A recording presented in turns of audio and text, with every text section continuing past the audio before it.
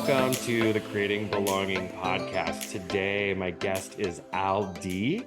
He is the CEO and founder of BetterWorks Labs. And I'll actually just let Al introduce himself. Well, great. Well, Justin, thank you so much for having me here. As you said, my name is Al D. I'm the founder of BetterWorks Labs. I'm a leadership development consultant, and I work with companies. And my job is to help smart people become people smart, and really equipping their managers and leaders with the human skills they need to create great companies that allow their people to thrive. Awesome. Well, I'm glad to have you on the podcast, Al.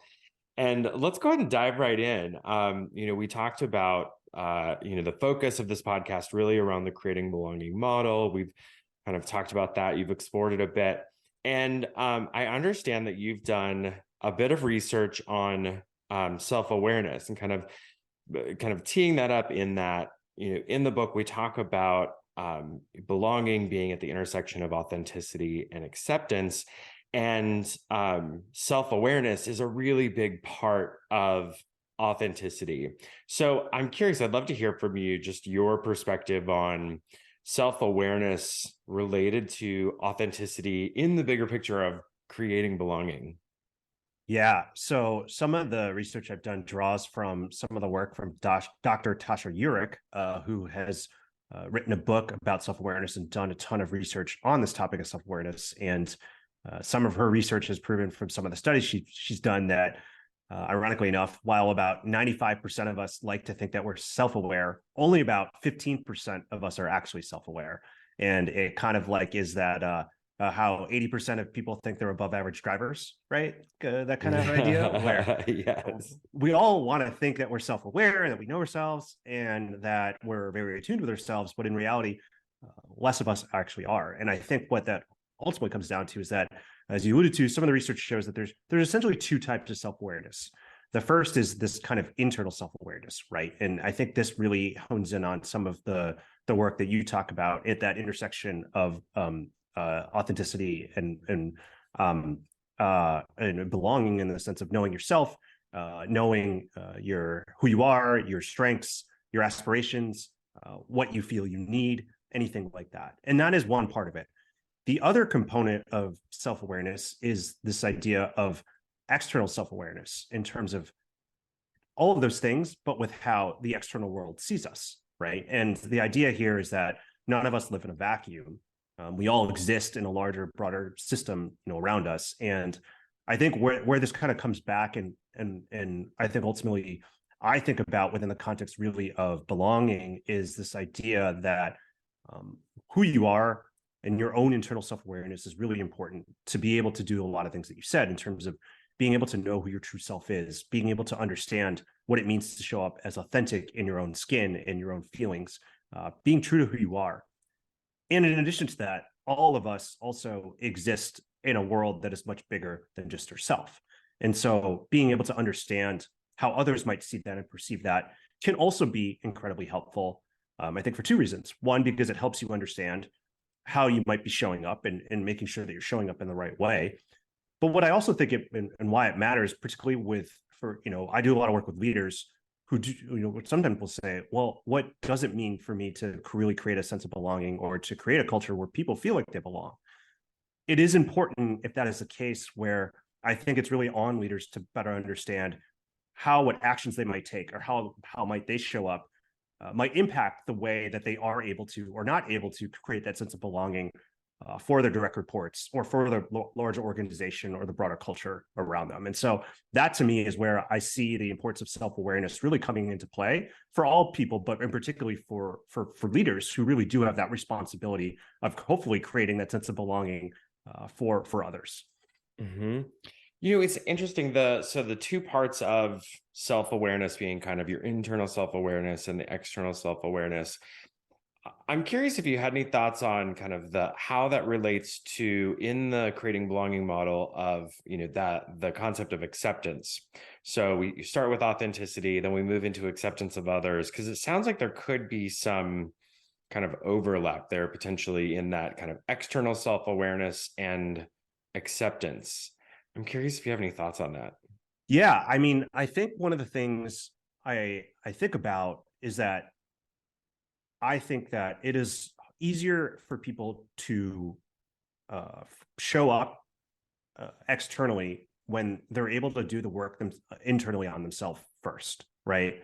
I mean, Mhm. you can, always put on a facade, or you can pretend to be perhaps someone that you're not. Maybe sometimes you do have to, you feel like you do have to do that, or maybe you do have to do that because of the realities of your workplace, or just not being in a great culture, or feeling othered, or any type of thing.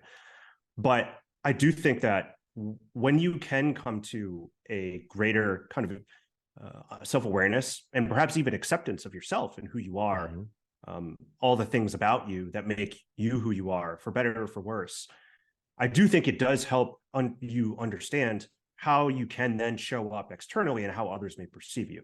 And I think on the other side of that, sometimes a lot of the work I do around self-awareness a lot of times really is around leaders and helping them make sure that they're aware of their biases, or things that they may not be able to see as clearly Mhm. because they are not paying attention to it, or sometimes we just can't see just the way that others perceive us because that's just the lack of our perspective. And so Mhm. a lot of times I think that external self-awareness can be helpful to us internally to help us see things that we may not be able to see ourselves, or to see Mhm. things within us that others may see very clearly, that may be hard for us to be able to see on our own. And so I think that's how I see it, kind of coming in. But I'd be curious to know what you think, or what got you curious about it, or where you might see some of the intersection points for that matter. Y- Yeah. What really resonated with me in what you said there was as a part of the work that you do with leaders in their self-awareness is working on understanding their own biases Yeah. and kind of how they're seeing others. And I think that's a big part of it, because when I talk about authenticity, it's not just I'm me, deal with it, get on, right? It Yeah. is understanding myself and the way that I view the world, and that there's other ways of viewing the world, but understanding kind of how my perception of the world contrasts with others. And I think that then allows us to move into the radical acceptance of others that I talk about, understanding that there are more identities, more values, more perspectives in the world than my own. And I think we have to start with self-awareness to be able to do that. And I Yes. think that's sometimes where a lot of, work that happens with, diversity training, with bias training, whatever that is that it's missing that self-awareness piece, doing the digging for yourself and a really understanding not just, my own identities and I am who I am, take it or leave it, but really understanding more about how my values contrast with those around me. Yeah, absolutely. So let me dig in a little bit further there. I had a scenario, we were working with a leader recently, and they had just for the first time gone through a pretty standard 360-degree assessment where they got a ton of qualitative feedback for the first time from various different stakeholders within their organization. And some of it was stuff that they knew and were not surprised by, and a whole slew of it was stuff that really caught them off guard. And when we were debriefing and reflecting on it, one of the things that they said to me was, as they really internalized some of the feedback, they could trace some of those elements back just to how they were raised as a child, which is not uncommon if you do this work, right? Your Mm-hmm. environment often shapes who you are. But the thing that they said to me that I thought was so important and so critical was their reflection upon that experience was that the way that I see the world, the way that I lead is very much shaped by a set of experiences that happened so long ago. And it Mm-hmm. wasn't until seeing the impact of what those experiences were through this feedback because of other people who had been on the receiving end of the way they communicated, of the way they engaged, where they realized, wow, there are things in my life that have impacted me in such a way, and they are directly related to how I lead. And if I'm not careful and if I'm not understanding of that, I'm not going to be able to be the leader that I want to be. And so going back to what you said, I like one of the things I like remember like after the conversation thinking to myself was like just this general idea of like if we're a leader, like if we're stepping into a leadership role, it's something that we just need to do is just to better understand that really to get attuned with some of those drivers of how we see the world, how we interact, how we engage, how we think we foster a sense of belonging. Because if we don't understand the drivers behind what's fueling that, we may not understand the implications of how we're showing up, particularly if it's being negatively perceived by others. Mm-hmm. Yeah, I love that. I love the those 360 experiences. As a tangent, I recall several years ago a 360 experience where a leader had such a negative reaction to his feedback that he thought he knew who was giving some of the negative feedback, and he went into the hallway and called them and tried to fire them that like on the spot. That was pretty wild. That is wild. That is, Not yeah, that is, yeah, that is so, yeah, that is very, very wild. if you're going through a 360, don't assume Yes, who's giving you the feedback, and don't try to fire someone from right. it. So I'd love to hear kind of, moving into your experiences in relation to the various parts of the creating belonging model, either being in recluse, overbearing, minimizing, or when you've, been in that sweet spot of feeling belonging.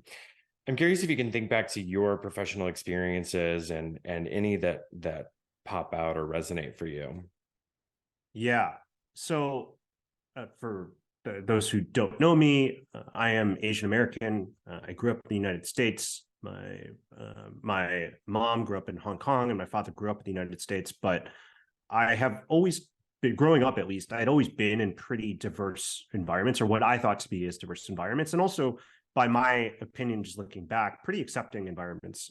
I never really felt that I looked or was different than other people, even though I did look different than a lot of other people, particularly just in the environments that I was in. But I remember getting into the workforce in the first couple of years and being in the workforce and working in the world of management consulting, and oftentimes looking up to the ranks of the leaders and looking at people in those positions and realizing that there were not a lot of people that looked like me. There were not a lot of people who were Asian or Asian American. And even in the cases where there were Asian leaders, they definitely were not vocal. And, I think there's a lot of research and studies that have been done just about, Asian culture and what that is. And it was really hard for me because at that point in time, I definitely had aspirations of wanting to really rise up through the organization. And I've always just been someone who's been incredibly vocal.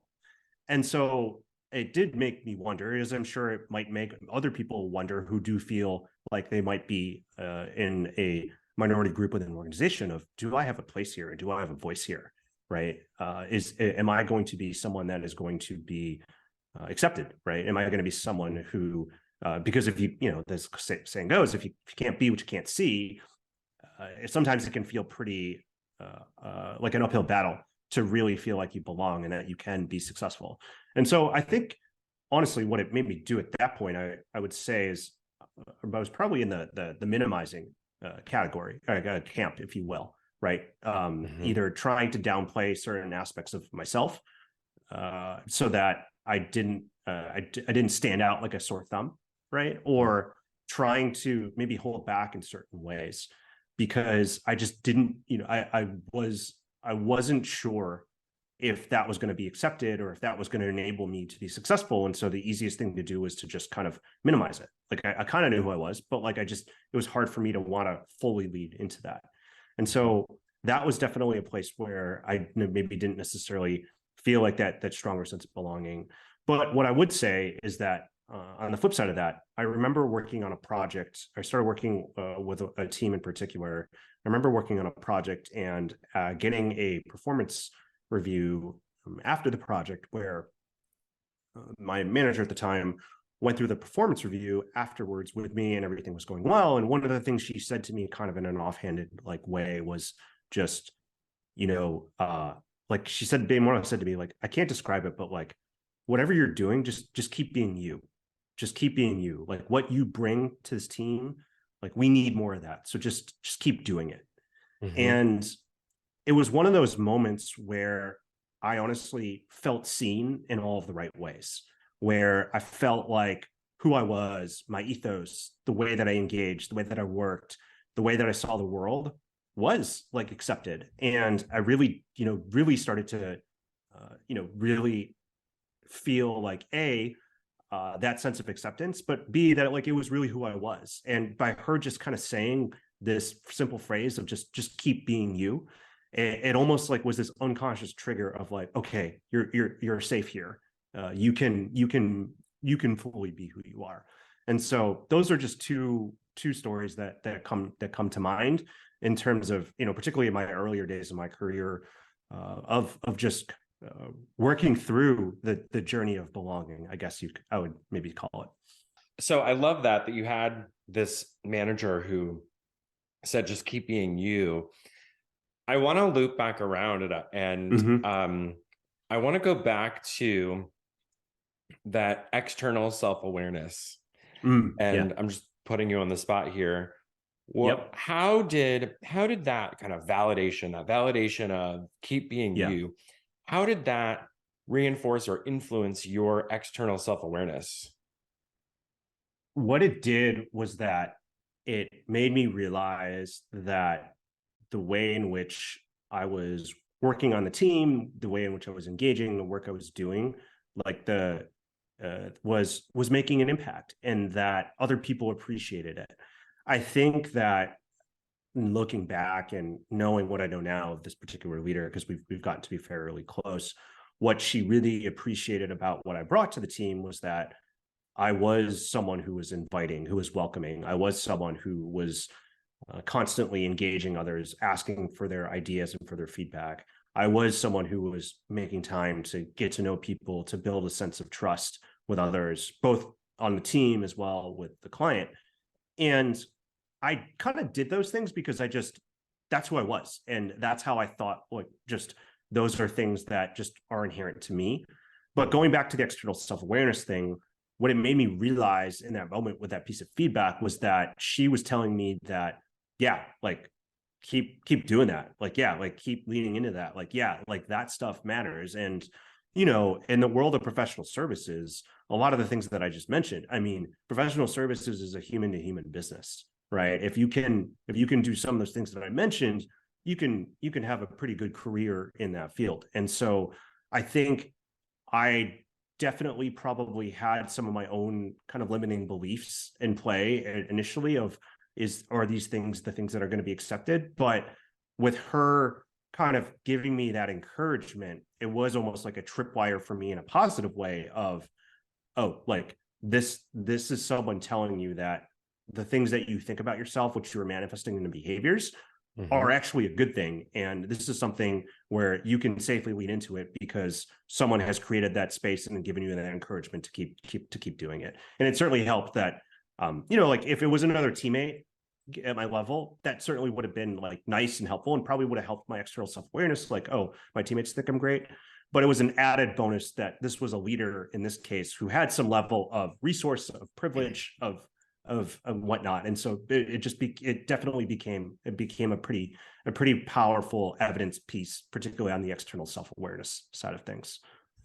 Yeah, absolutely. I think when you've got that, someone that has, in that position of power, validating and saying, please bring more of what you're bringing. I think that's great. So back to, I wanted to talk about, you had mentioned, earlier when you were in a place of, felt like you were probably in a place of minimizing and you were in an organization where there wasn't a lot of representation. I feel like I recall you telling me a story once about an interaction that you had with a leader relative to representation. Would you mind sharing that?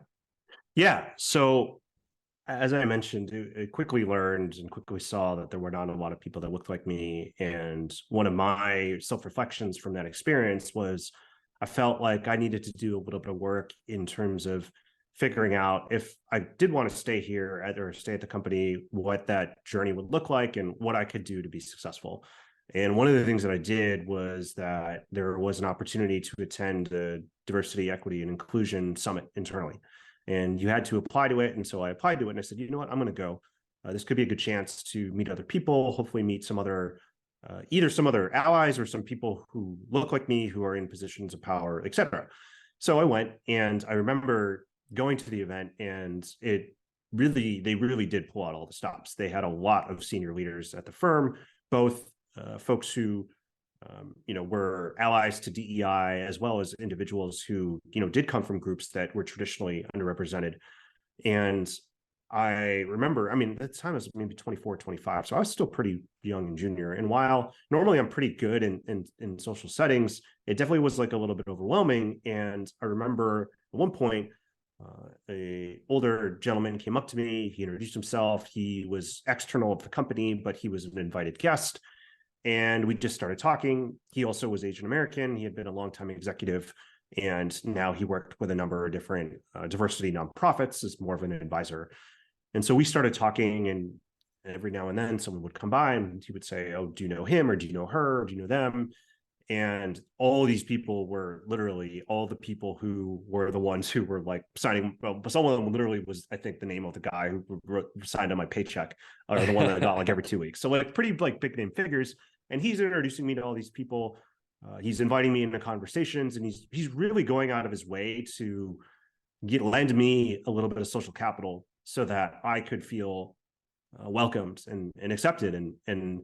And it was a huge help, if anything, in the moment, because it was a little bit overwhelming, particularly of how more junior I was. And so the event was maybe 2 days. And at the end of the event, I found him and just went up to him afterwards and just said, hey, I just want to thank you for, it was great to get to meet you, but I really appreciate how you went out of your way to really make me feel included and really invite me into the conversation. And he kind of said, happy to do that. It's why we come to these things. And at the end of it, he just kind of said to me, he said, hey, if I can ask you a favor. And I said, sure.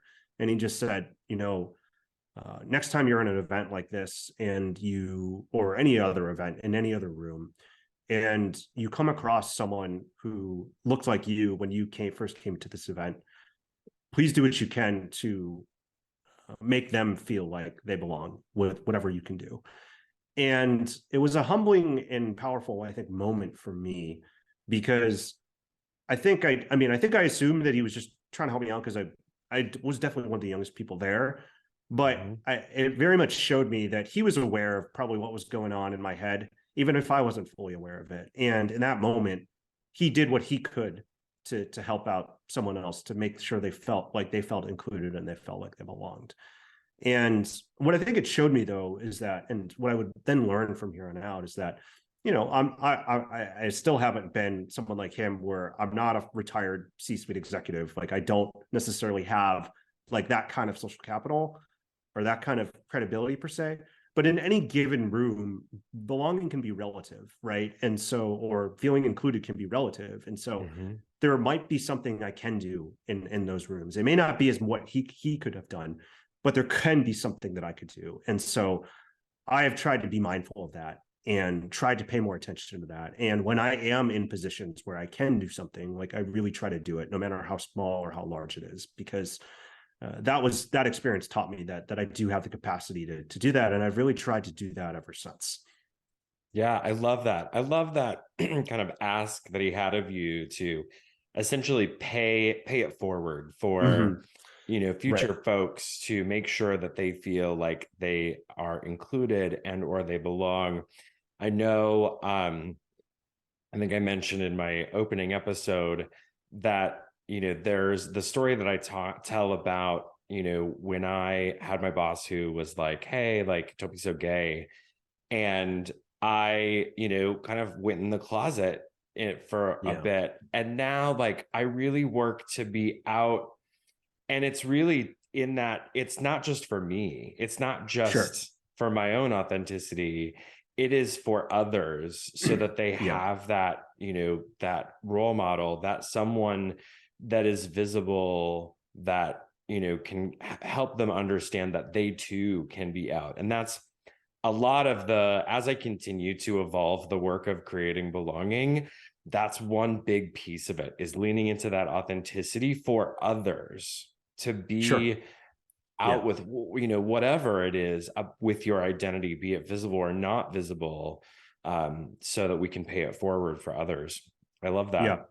that. Yeah. It's such a powerful mental model and thought process. And I mean, I think I said this briefly in the beginning, but we all live and work in an organizational system that is much larger and bigger than ourselves, right? And Mm-hmm. that doesn't mean we need to be martyrs, but what it does, I think, mean is that we do have a little bit of choice and agency for how we choose to show up in any given moment.